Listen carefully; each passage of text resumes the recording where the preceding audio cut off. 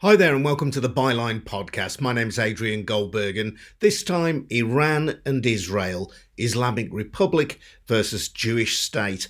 In a speech to the United Nations General Assembly, Israeli Prime Minister Benjamin Netanyahu blamed Iranian proxies, including Hamas in Gaza, Hezbollah in Lebanon and the Houthis in Yemen, as well as Iran itself, for attacking his country. And he struck an uncompromising tone. I have a message for the tyrants of Tehran. If you strike us, we will strike you. There is no place.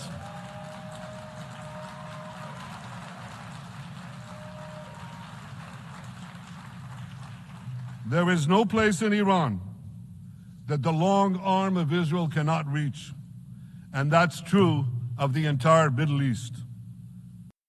Iran, of course, doesn't recognise Israel's right to exist and wants to eradicate it as a Jewish state. It's provided arms, training and funding to both Hamas, so he could be seen as sharing responsibility for the October 7th attack, and Hezbollah, which, as I record this, is being targeted deep into Lebanon by Israel. Before Netanyahu's speech, I spoke to James M. Dorsey. He writes an insightful Substack called The Turbulent World. He's an adjunct senior fellow at the S. Rajaratnam School of International Studies in Singapore. What does he think Iran's endgame is? Well, let me take issues with 2 points in your introduction.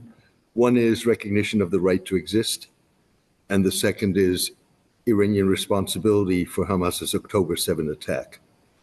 Let's be clear. Iran does not recognize Israel. Iran does not believe that Israel should exist. And Iran has made Palestine and the Palestinian struggle a core of its policy and its image and what have you since day one of the Islamic Revolution. I was in Tehran when the Islamic Revolution, I lived there at the time. And I remember Yasser Arafat being one of the first, if not the first, foreign leader to visit post-revolutionary Iran. The Israeli embassy was handed over to the Palestinians, to the Palestine Liberation Organization, as its embassy. The street on which the embassy was located was renamed Palestine Street. And the Iranians have been very consistent for whatever it is now, 45 years, in their support for the Palestinian struggle. And some of what they've said is blood-curdling. Maybe had its peak in the days of President Ahmadinejad, when you got the Holocaust denial, but it's persisted until today. Just last week, you had the Supreme Leader, Ali Khamenei, talk about Israel as a malicious tumor in the heart of Islamic Palestine that needed to be wiped out. Now, having said all of that, what gets lost in the noise and what gets lost in the rhetoric and what is deliberately ignored because it's politically inconvenient is the other side of what the Iranians say. And that fundamentally comes down to, we will accept whatever solution to the Israeli-Palestinian conflict that the Palestinians accept. So if the Palestinians accept a two-state solution, Iran will accept that two-state solution. Does that mean that Iran will recognize Israel? I don't know. I have no idea, but it will accept that solution.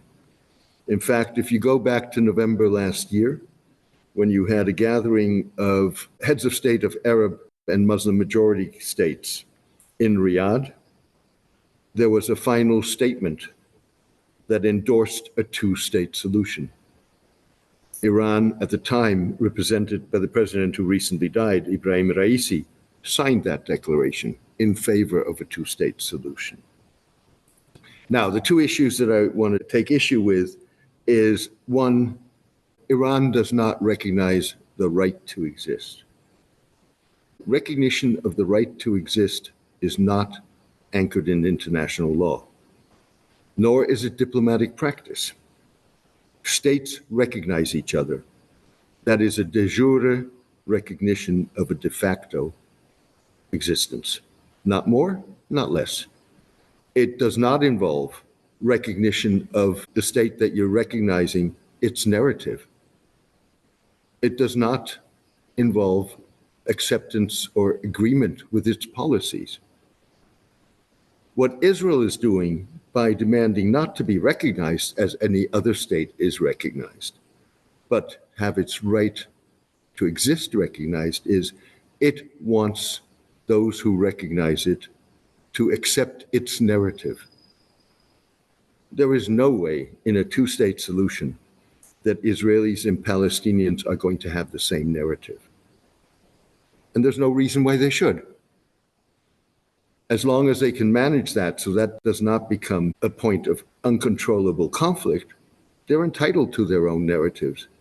And as much as the Israeli narrative will be a right to the land, dating back thousands of years, and the issues of persecution and so on and so forth, the Palestinian narrative is going to be having been evicted from their land and having made a practical compromise. That's just a fact of life. The second point I want to take issue with is whether or not Iran is responsible for October 7th. There's an implication in that statement, and that is that the relationship between Iran and its non-state partners is basically Simon says, Tehran tells them what to do, and they do. I don't think that's the case. I think the relationship with each of those allies, whether it's Hezbollah in Lebanon, whether it's Hamas in Gaza, whether it's the Houthis in Yemen, or whether it's various Iraqi groups in Iraq, is very different from one another. And perhaps the most problematic of those relationships is the relationship with Hamas. Hamas is the odd man out. It's Sunni Muslim. So obviously you don't question that Iran funds and trains and helps to Absolutely arm Hamas, but there is a shared Shia Muslim identity with the other groups that you've mentioned, but Hamas is Sunni. So what is Iran's interest, other than being vexatious to Israel, in backing Hamas? Look, I think that, first of all, I think there are various things that one has to understand here. Supporting Hamas is supporting the Palestinian struggle. Hamas are not nice guys, but you can do business with them. Whether the Israelis want to admit that or not is a different story. And Hamas is the only Palestinian group that stands up to the Israelis today. Now, that's why its popularity in the West Bank is significant. It's lost popularity. It still has a popular base, but it's lost popularity in Gaza because Gazans are suffering, of course. But you've also got to understand that a majority of Gazans still see the October 7 attack as a legitimate attack. And rather than point to Iran as responsible for October 7, I think there was a lot of merit in the statement that was made by the United Nations Secretary General, Antonio Guterres, much to the chagrin of the Israelis, when he said October 7, even though he condemned October 7 very clearly, he said October 7 didn't happen in a vacuum. October 7 is the product of almost 6 decades of occupation, of a consistent repression, often brutal repression, of Palestinian national expression. And so, if anything, Israel has a responsibility here. And the last thing I want to say about all of this is that the Israelis, at different points in the last 40 years, saw benefit in Hamas's existence. When it was founded in around 1986, first of all, at the time, Sheikh Ahmed Yassin, who was one of the founders and later assassinated by the Israelis, offered a two-state solution, and the Israelis rejected it. But the Israelis saw Hamas being an Islamist organization, much in the way that Arab leaders used Islamists against the left or against nationalists. Think of Anwar Sadat, for example. The Israelis saw the Islamists, i.e. Hamas, as the force with which to counter Palestinian nationalism. The Qataris funded Hamas, no question about it. But again, let's keep in mind, it was the United States that wanted Qatar to allow a Hamas office to be opened, much like it wanted the Taliban office to be opened in Doha. The Israelis acquiesced in it, and Prime Minister Netanyahu needed Qatar to fund Hamas because he wanted to keep the Palestinian polity divided between the West Bank and Gaza, because a divided Palestinian polity would not be able to effectively negotiate. So the bottom line of all of this is there are a lot of shades of gray here that are very deliberately being ignored because they're inconvenient. What can't be denied is that Israel's response to October the 7th has been forceful in the extreme. Many people, even people perhaps who are sympathetic generally to Israel, would see it as being beyond any acceptable measure of retribution. They would see Israel denying aid, going to starving Palestinians in Gaza, and they would look now at Israel's attacks in Lebanon and ask the question of whether Israel has been strengthened, or at least its right-wing militaristic leader, Netanyahu, has been strengthened in the year since October the 7th by that atrocity, and whether this has actually backfired on those who wish to do down Israel. Look, I think there's a short-term and a long-term answer to this.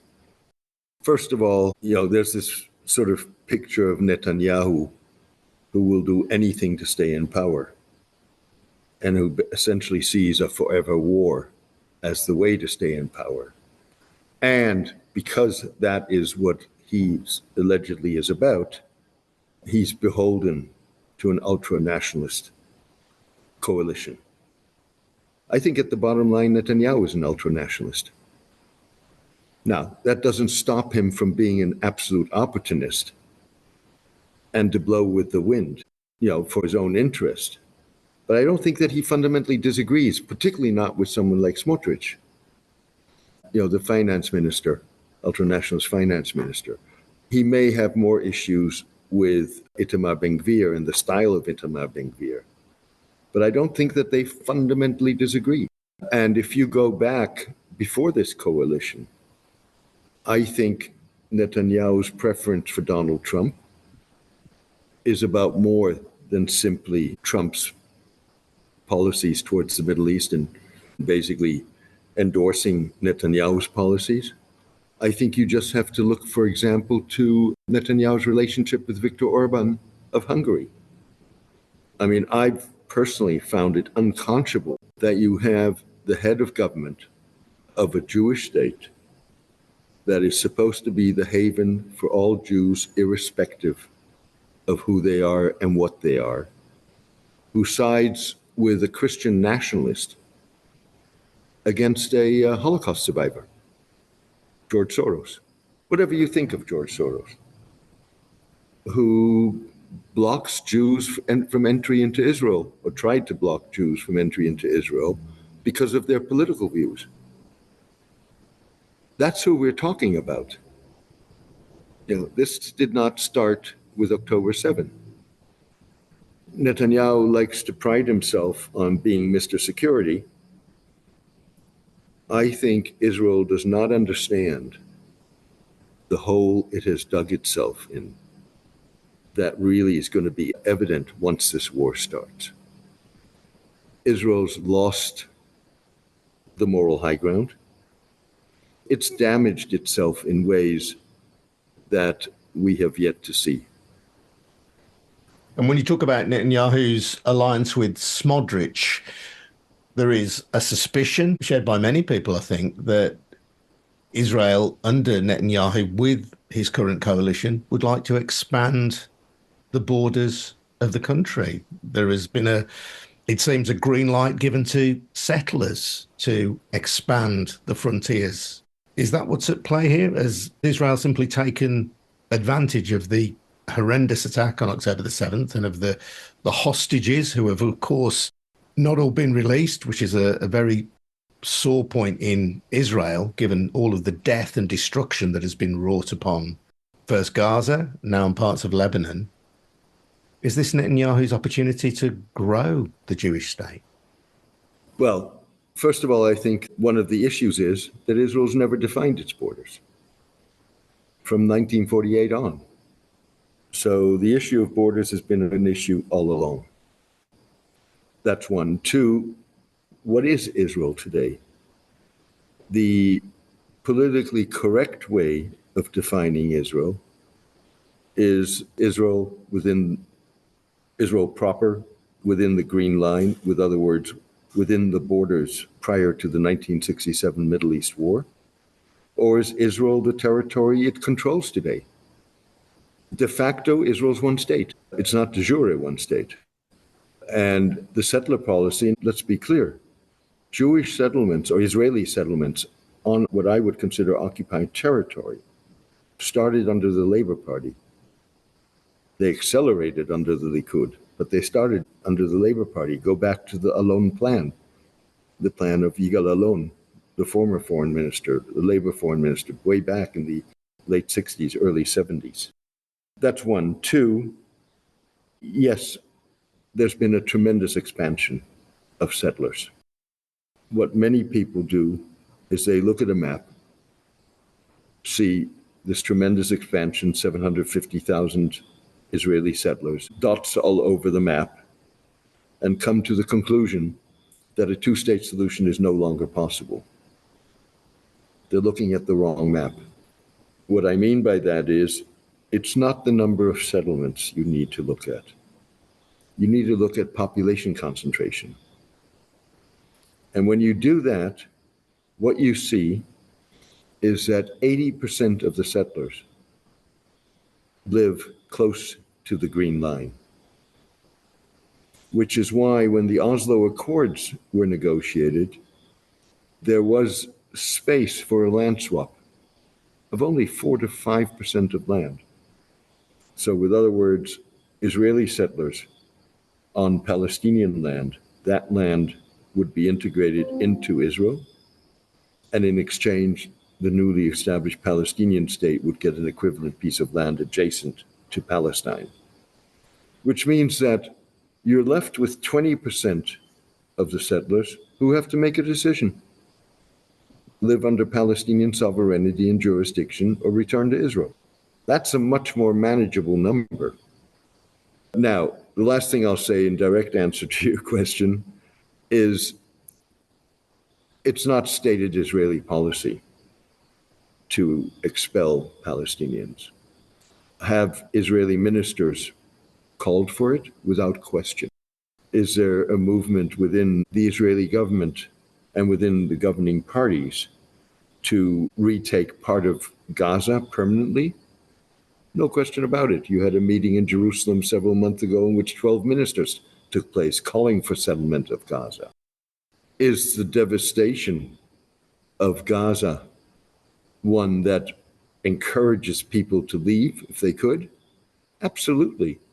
No question about it. But it's not formal government policy. Or not yet.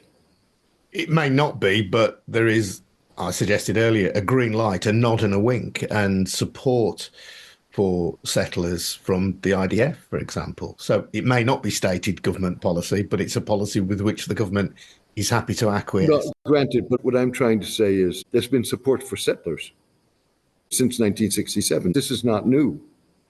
That's when settlements started. What is new is expansion of the number of settlements, legalization of settlements that are considered illegal under Israeli law. All settlements are considered illegal under international law. But the Israelis actually do make a distinction there. And But this goes also to a very different point. And of course, the rise of the vigilante settlers and the support they get from within the Israeli Defense Forces. And this has a lot to do with, on the one hand, government policy, but it also has to do with changing demographics in the Israeli military, in which the religious Zionist element is becoming stronger and stronger. And a lot of, certainly up until the level of the brigadier commander, many of these officers come out of religious seminaries that are ultra-nationalist.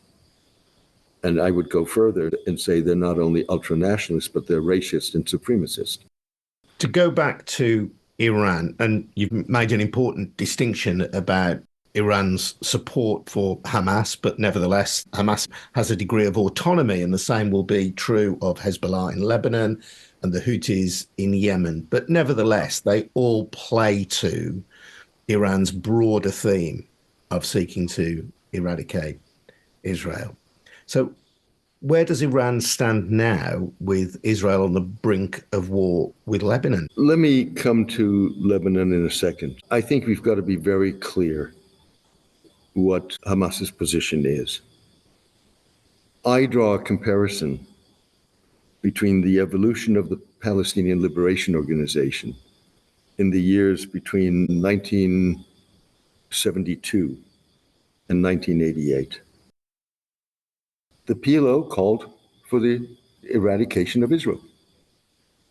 It wanted a secular democratic state that was going to be dominated by the Palestinians. And the PLO went through a torturous process. I mean, I've written about it in great detail. I knew all the players. Through a torturous 16-year process before you got to 1988, when Yasser Arafat stood up in Geneva and recognized Israel and condemned terrorism. And then you got the Oslo agreements. Now, I think that what you're seeing in Hamas today is a very similar process, which also learns lessons from the PLO experience. So, up until 2017, the Hamas Charter unequivocally called for the destruction of the State of Israel, without question. The Charter, as it was amended in 2017, and this comes back to the, it doesn't recognize Israel's right to exist, but it holds out the possibility of a two-state solution. What that charter says, and there's stuff that's really objectionable in the charter, let's be clear about it. But nonetheless, what that charter says is that it will endorse a two-state solution with a Palestinian state in the 1967 occupied territories, but it will not recognize Israel. Now, the lesson that Hamas, in my mind, has learned from Oslo is the Israeli negotiating tactic, backed by the United States, is you play your trump cards, and then you're allowed to sit at the table. I.e., what are the trump cards? Recognition of Israel and denunciation of armed struggle. The PLO did that. 30-something years later, they're worse off than they were before.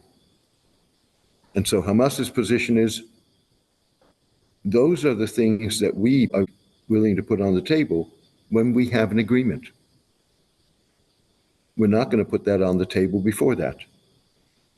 I mean, you had a very senior Hamas figure in April of this year offer Israeli withdrawal from Gaza, recognition of a Palestinian state, Hamas lays down its weapons, becomes a political party.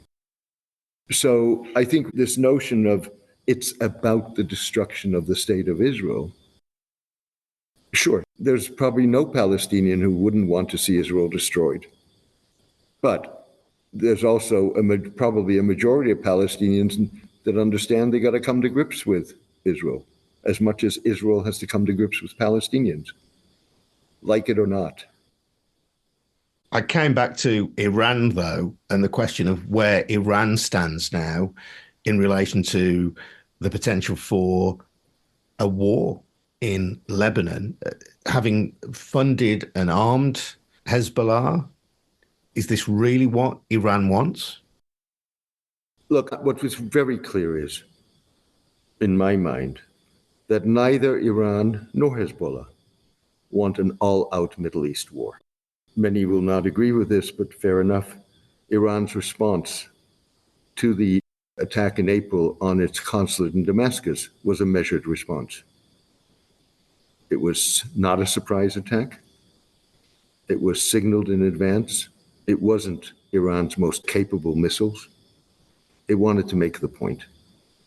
And the Israelis made very clear that they understood that in their response. Iran has not responded to the killing of Ismail Haniyeh, the Hamas political leader, in Tehran on the day that the Iranian president gets inaugurated. Now, there are multiple reasons for that. It wanted to give the Gaza ceasefire negotiations a chance. It didn't want to be blamed if those negotiations break down. And it doesn't want to provoke a war. And I think you have the same sort of attitude towards Hezbollah. I think the Iranians felt as long as Hezbollah can control and contain hostilities, they were fairly convenient. They served Iran's purpose. We need to keep one thing in mind. There is a major distinction between the Gaza and Lebanon wars. And the distinction is that, yes, Hamas attacked Israel on October 7, period. But it was not an attack that came out of the blue. Hezbollah voluntarily attacked Israel on October 8 in solidarity with the Palestinians. So what you have is a non-state actor, an armed non-state actor, of which a significant part of the population supports the group and supporting the Palestinians, but a significant part of the population does not. And you can argue to a certain degree that the Israelis were fairly patient with Hezbollah. And, it wasn't a conflict that they provoked. Now, Hezbollah is walking a very fine line, and the Iranians understand that. The fine line is not only the fact that they need to be careful to be blamed for dragging Lebanon into what could be a devastating war, even though Hezbollah is a formidable opponent and probably the best armed, most battle-hardened non-state actor in the world. But also, Hezbollah's legitimacy rides on the struggle with Israel.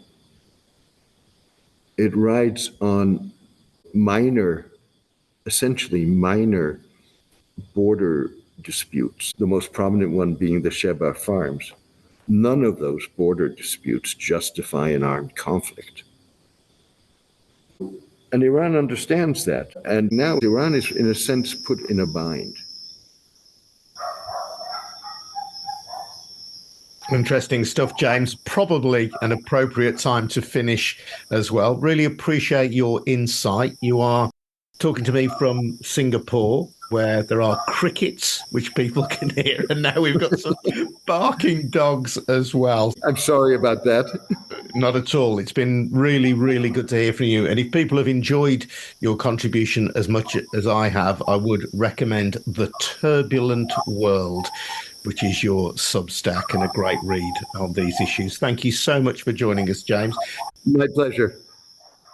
Well, we'll leave James there to the crickets and the barking dogs. Before we go, though, just to remind you that the Byline podcast is funded by subscriptions to the Byline Times, our brilliant monthly news periodical, which pops through your letterbox and has loads of great reading, much of which you can't read online and is exclusive to the print edition. So do head over to bylinetimes.com and take yourself out a subscription. You'll not only get our brilliant magazine, you'll also help fund this podcast as well. I'm Adrian Goldberg.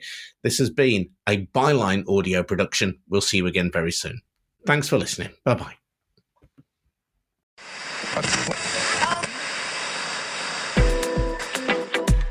Bye. Lebanon.